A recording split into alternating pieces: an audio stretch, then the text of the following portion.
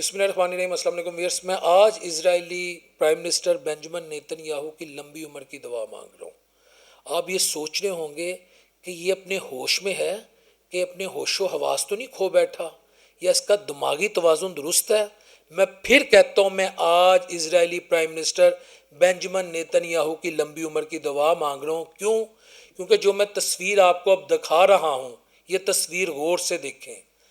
Iranian delegation جس طرح فاتح انداز میں پاکستانی سرزمین پر آیا، اور ہماری جو عسکری لیڈرشپ ہے یا ہماری جو گورنمنٹ ہے، جس طرح انہوں نے ان کا استقبال کیا اور جتنی گریس سے، جتنے فخریہ انداز میں انہوں نے ایک دوسرے سے بغل گر ہوئے، اور جس طرح وہاں پر ان کی موومنٹ ہوئی، آپ ایک لمحے کے لیے سوچئے، اپنے اللہ کو گواہ بنا کر، بینجمن نیتن یاہو کو کتنی تکلیف ہوئی ہوگی، وہ کتنی اذیت میں ہوگا، وہ کتنا پریشان ہوگا۔ یہ میں آپ سے سوال کر رہا ہوں، میرے یقین کریں ہاتھ کانپتے۔ میں سوچا کرتا تھا کہ اہل غزہ کی بددعا اس کو کیوں نہیں لگتی، کتنا ظلم اس نے کیا ہے۔ لیکن جب میں اس تصویر کو دیکھتا ہوں، اور آج امریکی جو نائب صدر ہیں جے ڈی وینس، ان کی بھی پاکستان آمد ہوئی ہے، اور وہ تصاویر بھی آپ دیکھ رہے ہیں، آپ ایک لمحے کے لیے سوچئے کہ اس کو کتنی تکلیف ہوگی، وہ کتنی اذیت میں ہوگا۔ کیا اس کو اہل غزہ کی بددعا نہیں لگی؟ کہ اب آپ دعا کریں گے کہ وہ دنیا سے چل جائے؟ نہیں، میں کہتا ہوں ایسے پاکستان ترقی کرے، دن دگنی رات چگنی ایران ترقی کرے، دن دگنی رات چگنی امت مسلمہ ترقی کرے۔ گو کہ وہاں بہت سارے ایسے ابھی بھی عرب ورلڈ میں کچھ ایسے ملک ہیں جن کا قبلہ درست نہیں ہے، لیکن ایز اے مسلم یہ میری ڈیوٹی ہے، میں ان کی ہدایت کی دعا مانگوں۔ یہ اذیت میں جائے گا، یہ اذیت میں جائے گا۔ اور ویورز، اب ہم آتے ہیں آج کے ٹاپک کی طرف۔ سب سے پہلی بات یہ ہے کہ امریکہ نے ایران کے آگے سرنڈر کر دیا۔ یہ ویوز کی گیم نہیں ہے، نہ میں ویوز والا صحافی ہوں، نہ میں کوئی اپنی طرف سے بات کرتا ہوں۔ امریکہ نے ڈائیلاگ کی جو اس وقت پوری دنیا میں ایک گرج سنائی دے رہی ہے، جو اس کی باز گشت سنائی دے رہی ہے، اس کا پہلا رزلٹ یہ ہے کہ امریکہ نے ایران کے آگے سرنڈر کر دیا۔ یہ میری خبر نہیں ہے، یہ خبر ہے جینیفر جیکب کی، جو وائٹ ہاؤس کی رپورٹر ہے۔ میں باقاعدہ ان کا ٹویٹ آپ کو دکھا رہا ہوں۔ وہ یہ کہتی ہیں کہ ایک سینئر ایرانین آفیسر نے ہمیں یہ بتایا ہے کہ ہفتے والے دن جو مذاکرات ہوئے ہیں، اس میں امریکہ نے یہ یقین دہانی کرا دی ہے کہ ہم نے جو ایرانی حکومت کے ایسٹس، جو ان کے پیسے، جو ان کی ویلتھ تھی، آسان الفاظ میں تاکہ آپ لوگوں کو سمجھ آئے، جو ہم نے فریز کر دی تھی، اس پہ پابندی لگا دی تھی بہت سارے ممالک میں، ہم نے اسے ان فریز کرنے کے لیے یا ہم ان پابندیوں کو اٹھانے کے لیے تیار ہو چکے ہیں، اور اس کی ابتدا قطر سے کی جا رہی ہے، اس کی ابتدا قطر سے کی جا رہی ہے۔ اور اس کے بدلے میں ایران کیا کرے گا؟ ایران جو ہے اس نے کہا کہ اگر آپ ہم سے یہ پابندیاں، ہمارے جو ایسٹس پہ آپ نے پابندیاں لگائی تھیں، ہماری جو ویلتھ پہ جو اکراس دی ورلڈ تھی اس پہ پابندیاں لگائی تھیں، اگر آپ ان پابندیوں کو ہٹا لیں گے تو ہم سٹیٹ آف ہارمز کو بھی آپ لوگوں کے لیے کھول دیں گے۔ اور سٹیٹ آف ہارمز کی اہمیت کا اندازہ آپ کو ہو گیا ہوگا کہ کوئی ملک کہتا ہے نا میں نیوکلیئر پاور ہوں، تو حضور والا نیوکلیئر پاور کیا کرتی ہے، یہ نیوکلیئر بم کیا کرتا ہے؟ ایک شہر کو تباہ کر دے گا، 2 شہروں کو، 4 شہروں کو، 10 شہروں کو، پوری دنیا کو تو نہیں تباہ کر سکتا۔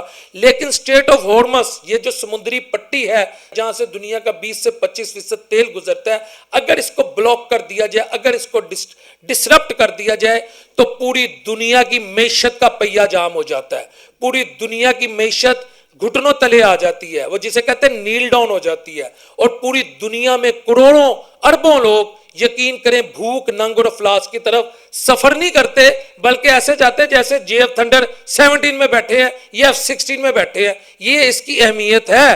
یہ نیوکلیئر پاور سے زیادہ بڑا اللہ تعالیٰ نے ایران کو، آپ یہ کہہ لیں، ایک ہتھیار دے دیا ہے۔ اچھا، اس کے ساتھ ساتھ ایک اور خبر بھی اس وقت زیر گردش ہے، پہلے میں وہ آپ کو خبر سنا دوں کیونکہ کچھ دوست اس خبر کو ڈسٹورٹ کر رہے ہیں۔ وہ یہ کہہ رہے ہیں کہ جی پاکستان نے جو سعودی عربیہ اپنی فوج بھیجی ہے، کیا وہ ایران کے خلاف بھیجی ہے؟ پہلے میں آپ کے ساتھ ایک خبر شیئر کر دیتا ہوں۔ یہ اشوک سیمان ہے، یہ ایک کہہ لیں کہ انتہائی معتبر اور انتہائی باوقار، گو کہ انڈین ہے، لیکن ان کی ٹویٹ ہمیشہ ट्रूथफुलनेस पर होती है, सच्चाई पर होती है, और कभी भी रेटिंग के चक्रों में झूठी ट्वीट नहीं करते। इन्होंने भी एक ट्वीट किया, और बल्कि तो सऊदीया की जो मिनिस्ट्री ऑफ डिफेंस है उन्होंने भी ट्वीट कर दिया कि Pakistani military force has arrived at king Abdul Aziz air base of Saudi Arabia as part of A strategic defence pact between two countries despite it's economic and political trouble at home. Pakistan left India behind in military and diplomatic power internationally, कि पाकिस्तान की जो फौज है, पाकिस्तान की जो forces हैं वो Saudi Arabia पहुंच चुकी हैं किंग अब्दुल अजीज़ एयर बेस पे। आगे वो ये कहते हैं कि क्यों पहुंची है, क्योंकि पाकिस्तान और सऊदी अरेबिया का जो डिफेंस एग्रीमेंट हुआ था ये उस सिलसिले की एक कड़ी है। जिसके अलावा वो ये भी कहते हैं कि पाकिस्तान इस वक्त माशी तौर पे तो कमज़ोर है, लेकिन उसके बावजूद पॉलिटिकली और डिप्लोमेटिकली उसने भारत को इंटरनेशनली लताड़ दी है, यानी चारों शाने चित कर दी है। अच्छा, अब क्या आपको लगता है कि पाकिस्तान यहाँ पर ईरानी डेलीगेशन को वो वेलकम कर रहा है कि पाकिस्तान अब ईरान के लिए या ईरान पर हमले के लिए वहाँ पे फौज भेज रहा है? Not at all, not at all. ये बात समझने की ज़रूरत है। पाकिस्तान ऐसा ना करेगा, ना पाकिस्तान की फॉरेन पॉलिसी में ऐसा है।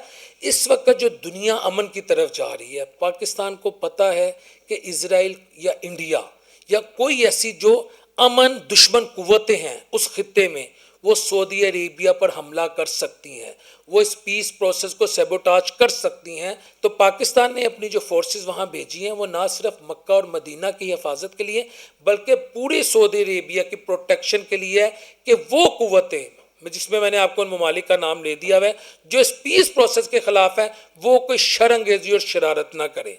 ये है असल मैसेज। इसका ईरान से कतन कोई ताल्लुक नहीं है। मैं आपको मुकम्मल जिम्मेदारी से ये बात बता रहा हूँ, मैं आपको बगैर किसी लगी लिपटी के ये बात बता रहा हूँ।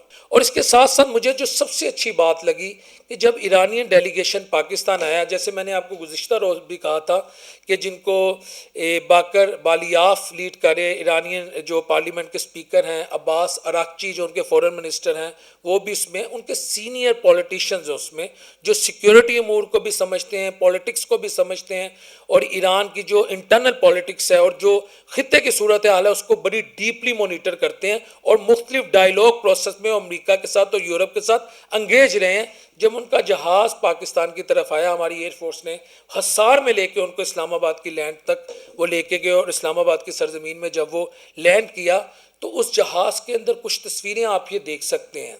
ये तस्वीर उन मासूम बच्चों की हैं जिनको पहले दिन बम्बारमेंट में शहीद कर दिया गया था, और गालिबन अमेरिका ने इस स्कूल में बम्बारमेंट की थी, और ये सीट सारी खाली हैं। आप अगर इन तस्वीर को देखें, ये मैसेज दिया कि हम अकेले नहीं आए, अपने साथ ये मासूम शोहदा को भी लेकर आए हैं, ये मैसेज दिया गया है। और जहाँ तक इंडिया की बात है, यकीन करें इस जंग ने इंडिया को मुकम्मल तौर पे आइसोलेट कर दिया।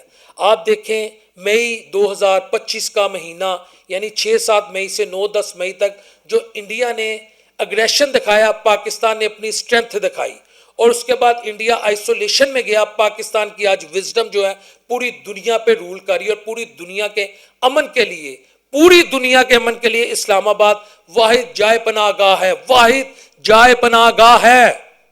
ये मैं आपको बता रहा हूँ। और जहाँ तक अमेरिकन डेलीगेशन जो पाकिस्तान में है, जेडी वेंस हैं और जो दीगर उनकी टीमें आई हैं, उनके लिए भी इसमें एक मैसेज है। देखें व्यूअर्स, अगर तो अमेरिकन आज इजराइल के मुफादात की प्रोटेक्शन करने आए हैं तो मैं समझता हूँ उनको ये अपनी रविश चेंज करनी पड़ेगी। क्योंकि देखें, आप इस वक्त जो ईरानियन डेलीगेशन पाकिस्तान में है, उनकी सोच क्या है? उनकी सोच ये है कि हमारे लिए सबसे पहले ईरान की सलामती जो है वो अव्वलीन हमारी तरजीह है, ये उनकी सोच है। अमेरिका की प्रॉब्लम ये है कि American foreign policy, American diplomats बिलखुसूस जब इस खित्ते में आते हैं तो वो अपने मुफादात कॉम्प्रोमाइज कर देते हैं, अपना इमेज टार्निश कर देते हैं। किसके लिए? इजराइल के लिए।